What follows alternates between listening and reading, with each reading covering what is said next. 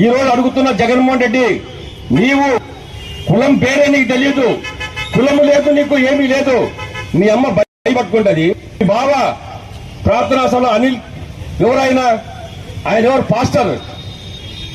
అదేవిధంగా మీకు సంబంధించిన ఇటువంటి వాళ్ళను మీ బంధుత్వమా కాదు అడుగుతున్నా. నువ్వు ఎలా పోతావు తిరుమల తిరుపతి దేవస్థానం? నువ్వు నిజంగా అయిన భక్తుడైతే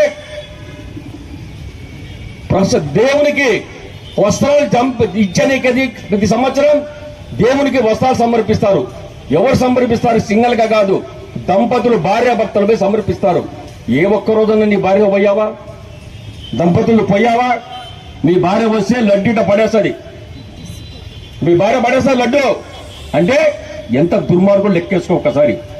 నిజంగా నువ్వు ఈయన దైవభక్తి ఉంటే, తిరుమల తిరుపతి దేవస్థానం మీద నమ్మకం ఉంటే, ఈరోజు చెత్త తిరుమల తిరుపతికి 28 తారీఖు నువ్వు పోతున్నావు, గుండు కొట్టించుకో. ఫస్ట్ 3 నామాలు పెట్టుకో, 100 చుట్లు దేవం తిరుమల తిరుపతి దేవస్థానం గుడి చుట్టూ 100 సార్లు ప్రదర్శన చేయి.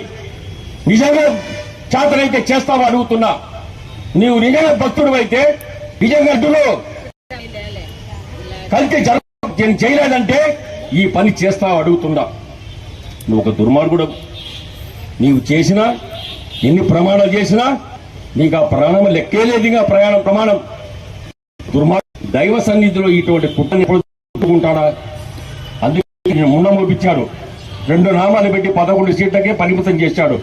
వాళ్ళు కూడా తొందరగా పోతారు పాపం. వీడు ఒక్కడే దిగలేదు. ఇంకా ఇడుపుల పాయలో వాళ్ళ నాయన సోమం దగ్గర కూర్చొని టింగిలు కొట్టుకోలను. నీ బతుకు లాస్ట్ గాడికి వస్తుంది. ఇటువంటి చెత్త